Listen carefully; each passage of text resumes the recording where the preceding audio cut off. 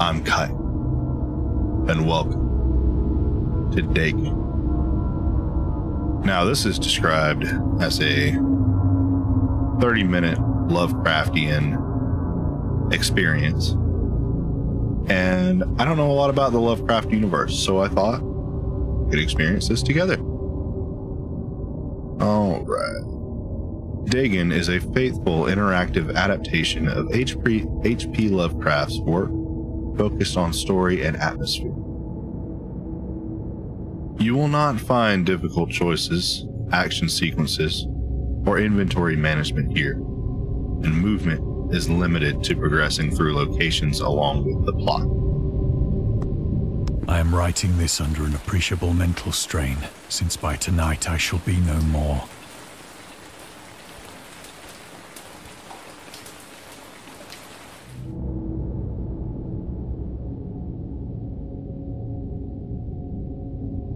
In the game, you will encounter interactive elements. Some of them will allow you to continue your journey. Others will reveal interesting facts about the original short story, its historical background, and the author. Some of the trivia is hidden. In order to find these secrets, focus your eyes and look for the Elder sign. You can also access all the found facts later. They will be available in the main menu. Okay.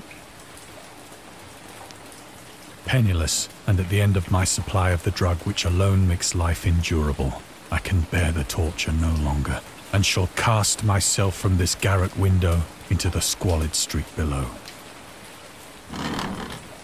Do not think from my slavery to morphine that I am a weakling or a degenerate. When you have read these hastily scrawled pages, you may guess, though never fully realize, why it is that I must have forgetfulness or death.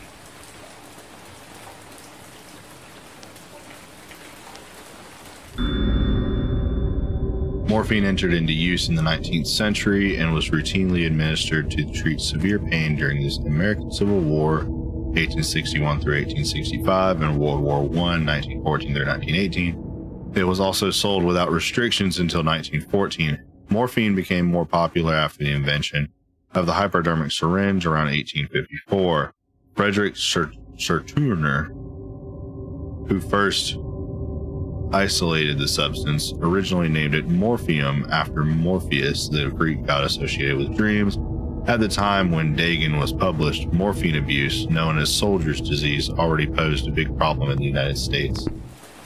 Okay. Interesting. It was in one of the most open and least frequented parts of the broad Pacific that the packet of which I was supercargo fell a victim to the German sea raider. Oh, I forgot my controller's plugged in. My whole desk just vibrated. Let me, Okay.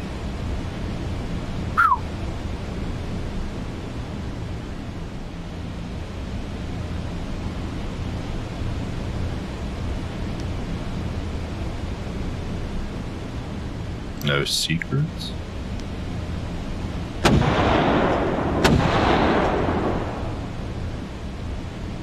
The Great War was then at its very beginning, and the ocean forces of the Hun had not completely sunk to their later degradation.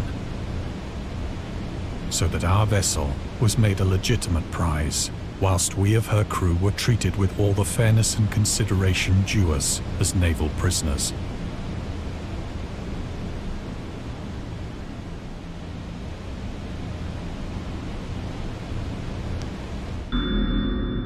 The Huns were Central Asian nomads who established a dominion in Europe and invaded the Roman Empire in the 5th century AD. They were known as brutal, deadly warriors and masters of quick raids who also developed powerful composite bows, lassos, and early siege weapons.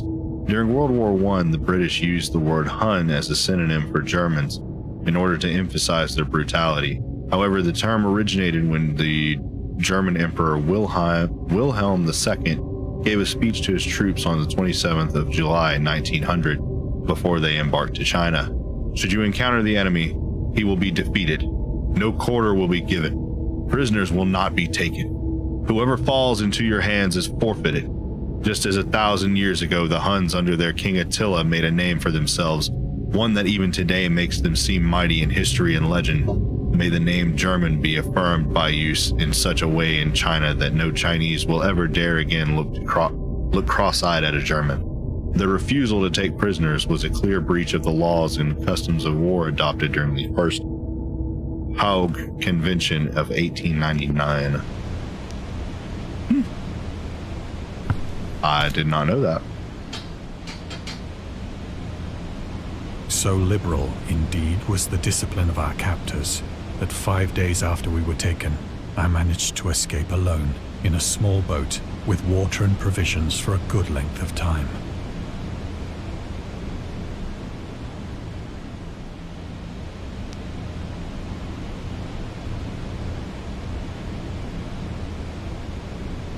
This really is beautiful.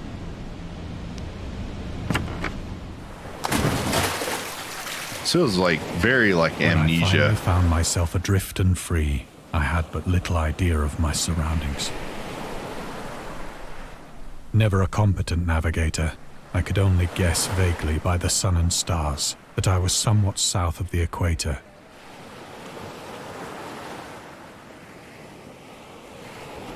Of the longitude, I knew nothing, and no island or coastline was in sight.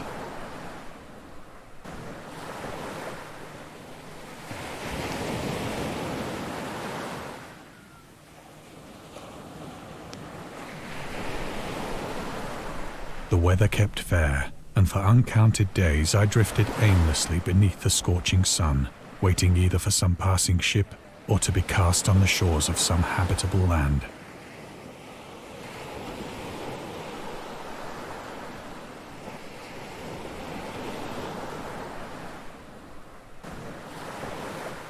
Oh, okay, that is the game.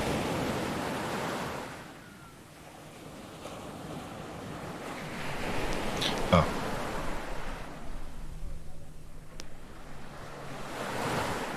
But neither ship nor land appeared, and I began to despair in my solitude upon the heaving vastness of unbroken blue.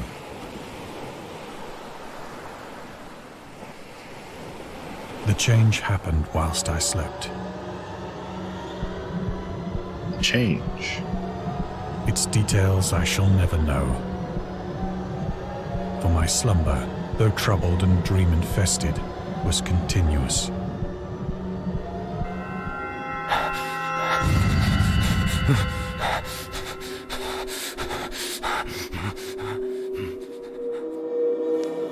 Hello, great old one. When at last I awoke, it was to discover myself half sucked into a slimy expanse of hellish black mire, which extended about me in monotonous undulations as far as I could see, and in which my boat lay grounded some distance away.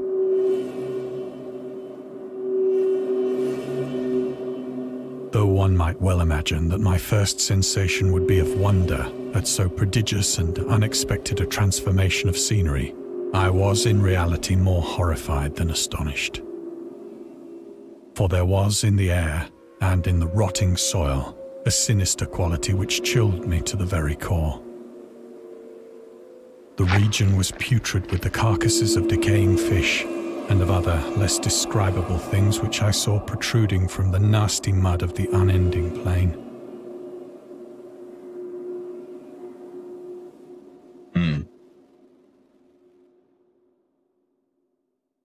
Perhaps I should not hope to convey in mere words the unutterable hideousness that can dwell in absolute silence and barren immensity. There was nothing within hearing and nothing in sight save a vast reach of black slime, yet the very completeness of the stillness and the homogeneity of the landscape oppressed me with a nauseating fear. The sun was blazing down from a sky which seemed to me almost black in its cloudless cruelty, as though reflecting the inky marsh beneath my feet.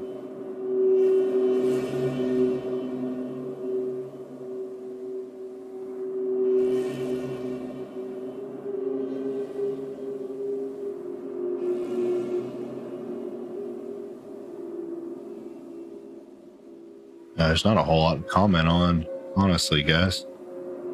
He's kind of done it all for me. Dagon seems to be inspired by Fishhead, a short novel by Irvin S. Cobb about unnatural affinities between a hybrid idiot and the strange fish of an isolated lake. Supernatural horror in literature, H.P. Lovecraft. And Lovecraft's dream about a strange island emerging from the ocean and him crawling in the ooze that covered its surface. I dreamed that whole hideous crawl and yet feel the ooze sucking me down. In defense of Dagon, H.P. Lovecraft. Lovecraft's interest in the topic stemmed from his aversion to fish and sea smells. In his own words, I have hated fish and feared the sea and everything connected with it since I was 2 years old, but I cannot recall what earlier experience gave me such a profound and lasting aversion to the sea and seafood. The Dweller in Darkness, Lovecraft, 1927, Donald Wandre. Okay.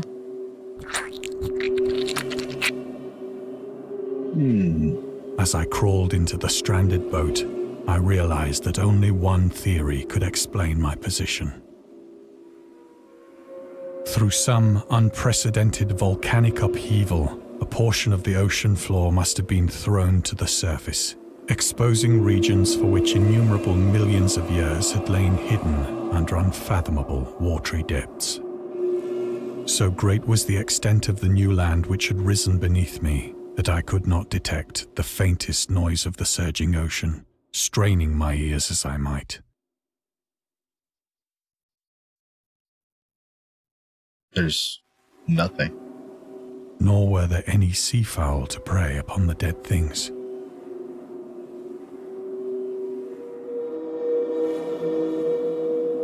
It's just empty and decaying. For several hours I sat thinking or brooding in the boat, which lay upon its side and afforded a slight shade as the sun moved across the heavens. As the day progressed, the ground lost some of its stickiness and seemed likely to dry sufficiently for traveling purposes in a short time. That night I slept but little, and the next day I made for myself a pack containing food and water, preparatory to an overland journey in search of the vanished sea and possible rescue.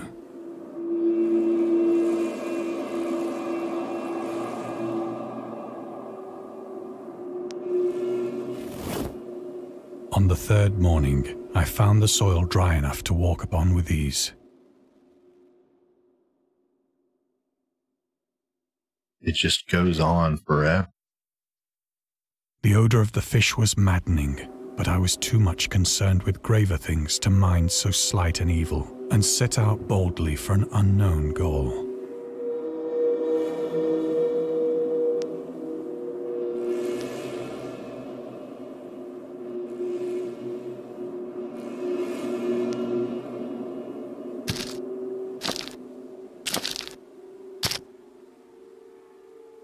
All day I forged steadily westward, guided by a faraway hummock which rose higher than any other elevation on the rolling desert.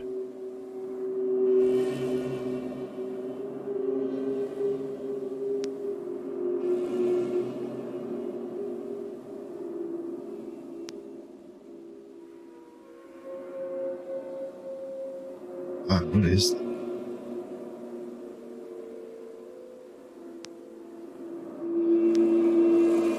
Ooh.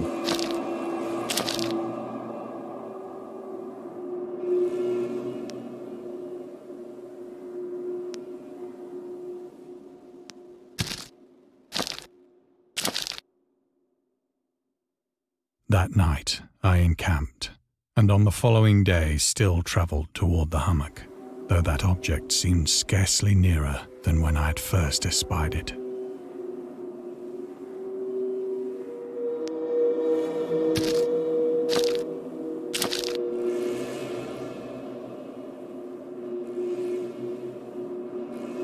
By the fourth evening, I attained the base of the mound, which turned out to be much higher than it had appeared from a distance. An intervening valley setting it out in sharper relief from the general surface. Too weary to ascend, I slept in the shadow of the hill.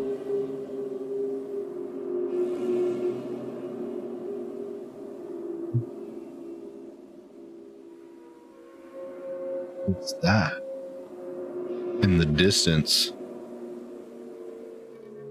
I know not why my dreams were so wild that night. But ere the waning and fantastically gibbous moon had risen far above the eastern plain, I was awake in a cold perspiration, determined to sleep no more. Such visions as I had experienced were too much for me to endure again. And in the glow of the moon I saw how unwise I had been to travel by day. Without the glare of the parching sun, my journey would have cost me less energy. Indeed, I now felt quite able to perform the ascent which had deterred me at sunset. Picking up my pack, I started for the crest of the eminence.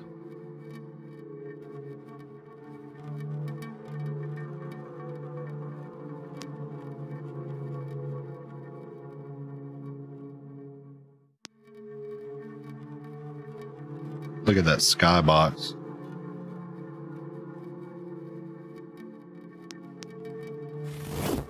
Gorgeous. I have said that the unbroken monotony of the rolling plain was a source of vague horror to me. But I think my horror was greater when I gained the summit of the mound and looked down the other side into an immeasurable pit or canyon, whose black recesses the moon had not yet soared high enough to illumine. I felt myself on the edge of the world, peering over the rim into a fathomless chaos of eternal night.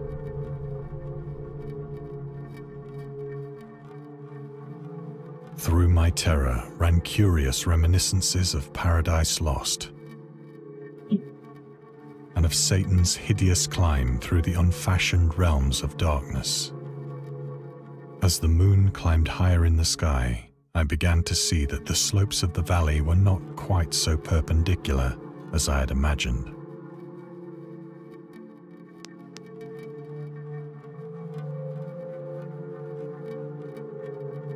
So if you didn't know, if I'm remembering correctly, from high school, which is 10 years ago now, Paradise Lost is the story of Satan being cast from heaven, if I'm not mistaken. Hold on. It's after they've been cast from heaven.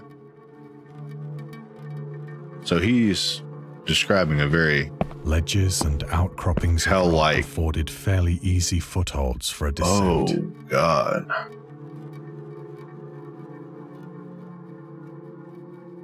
I don't think I want to. Whilst after a drop of only a few hundred feet, the declivity became very gradual.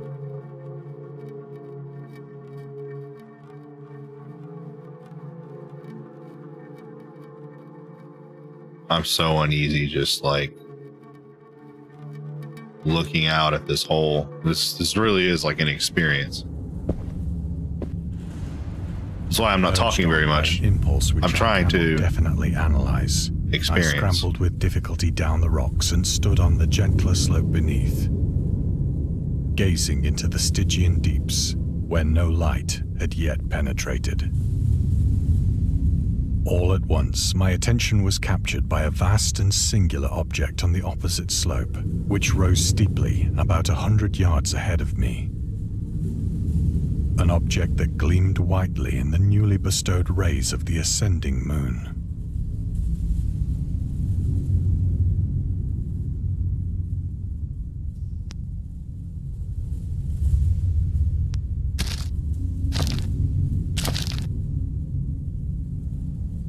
That it was merely a gigantic piece of stone, I soon assured myself. But I was conscious of a distinct impression that its contour and position were not altogether the work of nature. A closer scrutiny filled me with sensations I cannot express. Okay, sorry about that. My OBS froze and crashed, so I'm back. And I double checked. No lines missing. This is the only one you didn't get to hear the guy read. So, allow me. I perceived beyond a doubt that the strange object was a well-shaped monolith, whose massive bulk had known the workmanship and perhaps the worship of living and thinking creatures. Dazed and frightened, yet not without a certain thrill of the scientist's or archaeologist's delight, I examined my surroundings more closely.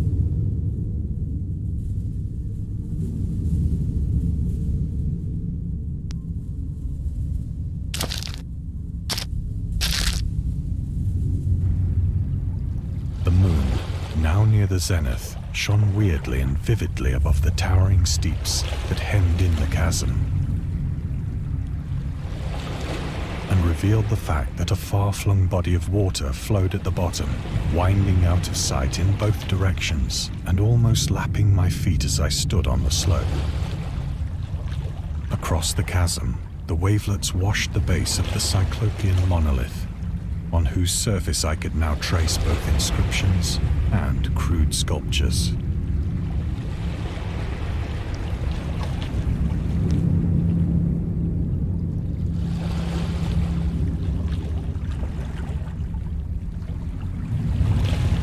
Hair in my face.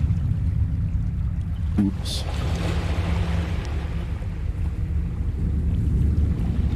The writing was in a system of hieroglyphics unknown to me and unlike anything I'd ever seen in books, consisting for the most part of conventionalized aquatic symbols such as fishes, eels, octopi, crustaceans, mollusks, whales, and the like.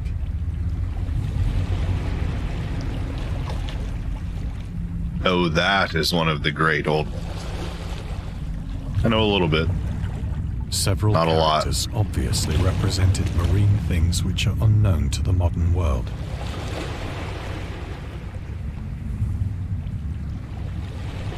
But whose decomposing forms I had observed on the ocean-risen plain.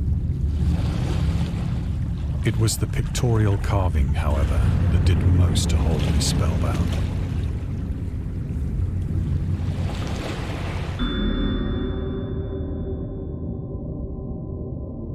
Dagon contains many themes and storytelling methods that Lovecraft developed in his later works, such as telling the story through carvings, At the Mountains of Madness, The Nameless City, journals and characters' notes, The Shadow Out of Time, The Hunter of the Dark, islands emerging from the ocean, The Call of Cthulhu, or fictional beings and deities based on real events and mythologies. Migo in The Whisperer in Darkness. It's also considered the origin of the popular Cthulhu mythos. Some of Lovecraft's other stories also conclude in a manner similar to Dagon. But let's skip the details in order not to spoil the ending. Plainly visible across the intervening water on account of their enormous size were an array of bas-reliefs whose subjects would have excited the envy of a Doré. I think that these things were supposed to depict men, at least a certain sort of men, though the creatures were shown disporting like fishes in the waters of some marine grotto, or paying homage at some monolithic shrine which appeared to be under the waves as well. Of their faces and forms I dare not speak in detail, for the mere remembrance makes me grow faint. Grotesque beyond the imagination of a Poe or a Bulwer.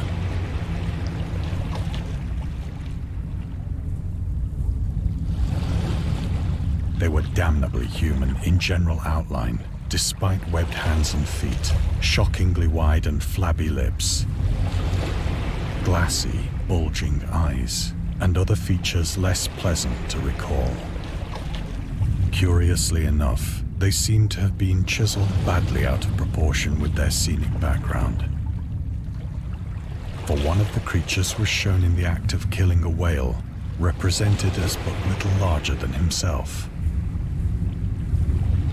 I remarked, as I say, their grotesqueness and strange size, but in a moment decided that they were merely the imaginary gods of some primitive fishing or seafaring tribe. Some tribe whose last descendant had perished eras before the first ancestor of the Piltdown or Neanderthal man was born.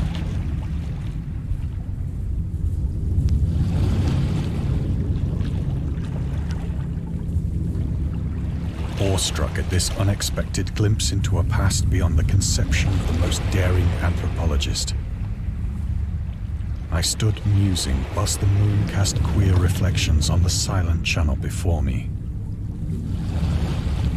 Then, suddenly, I saw it. With only a slight churning to mark its rise to the surface, the thing slid into view above the dark waters. Polyphemus-like and loathsome, it darted like a stupendous monster of nightmares to the monolith, about which it flung its gigantic scaly arms, while it bowed its hideous head and gave vent to certain measured sounds.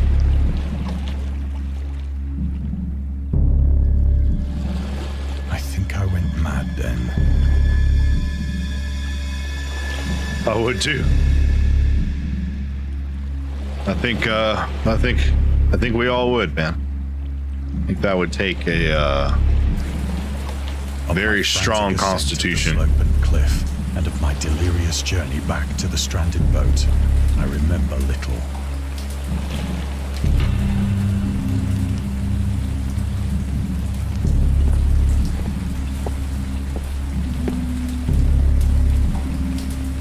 I believe I sang a great deal and laughed oddly when I was unable to sing.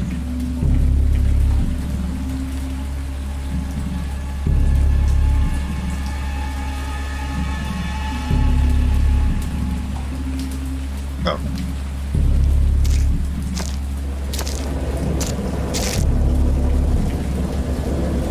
I have indistinct recollections of a great storm sometime after I reached the boat.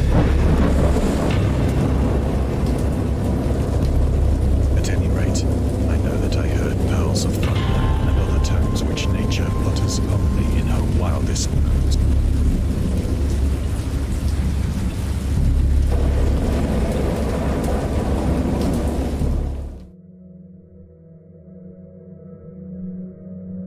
When I came out of the shadows, I was in a San Francisco hospital, brought thither by the captain of the American ship which had picked up my boat in mid-ocean. In my delirium, I had said much, but found that my words had been given scant attention.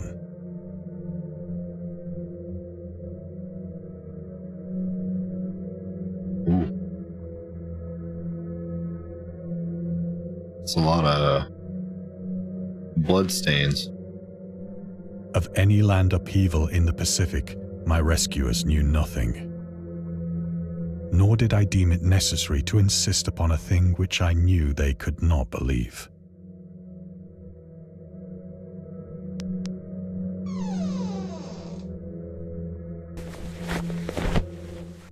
Once I sought out a celebrated ethnologist and amused him with peculiar questions regarding the ancient Philistine legend of Dagon, the fish god.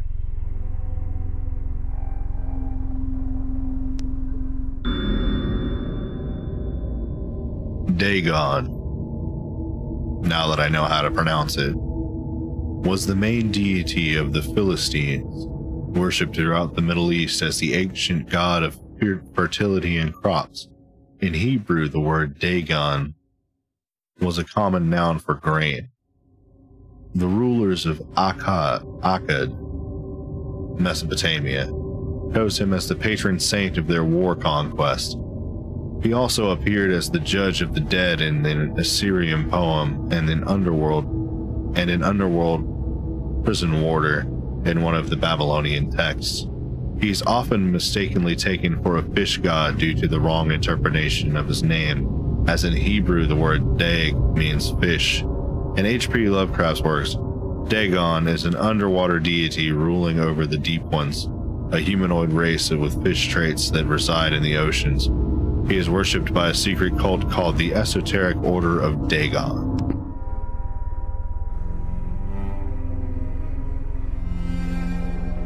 Did you just flash at me?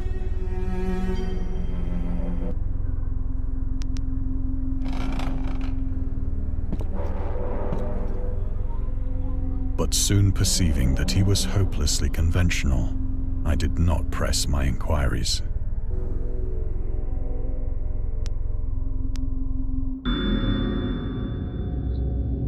August Derleth was an American writer and anthologist. He also befriended Lovecraft and published many of his works through his company Arkham House. Although he greatly contributed to the popularization of the author's works after his death, he is surrounded by numerous controversies. One of the most questionable decisions involved introducing the good versus evil doctrine. Derleth was a devout Catholic to the Cthulhu mythos, which contrasted with Lovecraft's view of the world and his approach to cosmic horror. As a result, the author's works are often misunderstood and misrepresented in today's culture. It is also worth noting that Lovecraft was never really interested in creating a mythology, and the term Cthulhu mythos was coined by Derleth after the author left the mortal plane. Well, that son of a bitch.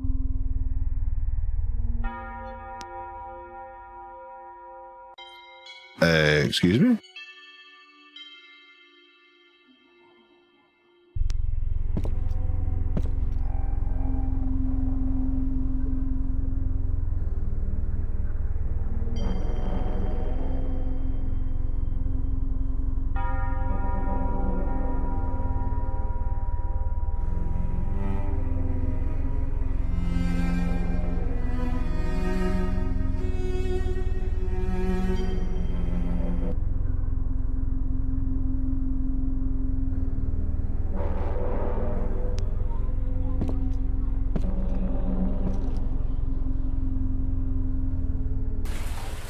It is at night, especially when the moon is gibbous and waning, that I see the thing.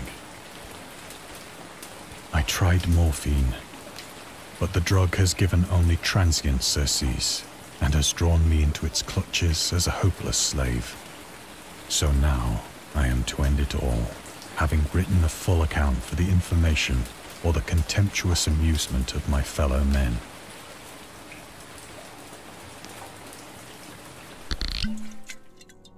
Often, I ask myself if it could not all have been a pure phantasm, a mere freak of fever as I lay sun-stricken and raving in the open boat after my escape from the German man-of-war. This I ask myself, but ever does there come before me a hideously vivid vision in reply. I cannot think of the deep sea without shuddering at the nameless things that may at this very moment be crawling and floundering on its slimy bed.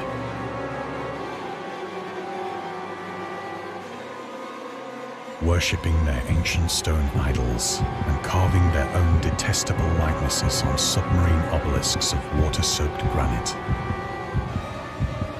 I dream of a day when they may rise above the billows to drag down into their reeking talons the remnants of puny, war-exhausted mankind.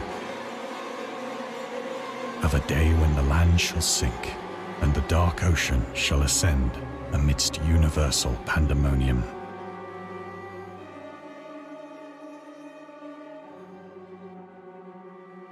Cool.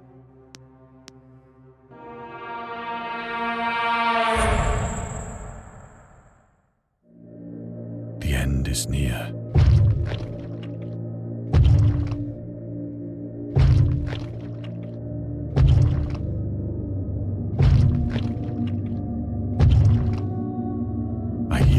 At the door, as of some immense slippery body lumbering against it. Oh, please don't. Please don't make me do it. Please don't make me do it. I don't wanna. It shall not find me. Oh. I'm so uncomfortable right now.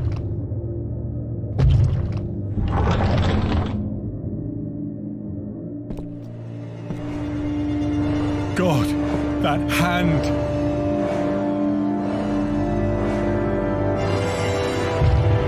The window. The window.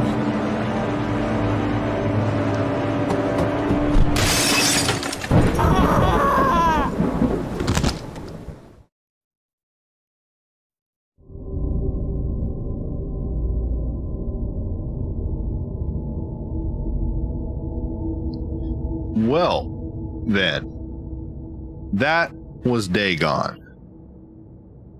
That was an experience. That's definitely a different kind of horror. Excuse me while I turn my headphones down, turn on some monitoring so I can hear myself and I'm not screaming at you guys. Anyway, that was an experience. All right. That's enough jokes. This was supposed to be more serious. That was an experience. That was a very that was a different kind of horror for sure. I have this weird like feeling on the back of my neck. Not like hair on end, but just like jello. Like I can't. I got the noise in my ears and everything. I'm just like generally uncomfortable. It's not like I'm just generally nervous and put off kind of feeling, but like in an adrenaline rush kind of way. Like I just I feel like turn my preview off so I stop looking at my beautiful face. I just have like this weird gelatinous like feeling in my neck and back. I did enjoy it though. That was very immersive. I didn't have a whole lot of commentary to give. It was very clear cut to me. So I hope you guys aren't too bored with this. There's not going to be a whole bunch of funny edits and stuff because I knew this was going to be a very dark, dreary, kind of serious, kind of experimental experience for me, because I don't know a whole lot about the Lovecraft universe, or I kind of do now. I know a little bit now. I know enough that I'm kind of interested in it. But let me know your thoughts. Thank you so much for watching, and like, comment, subscribe, hit the bell. You'll get notifications when my videos go live, and I will see you later.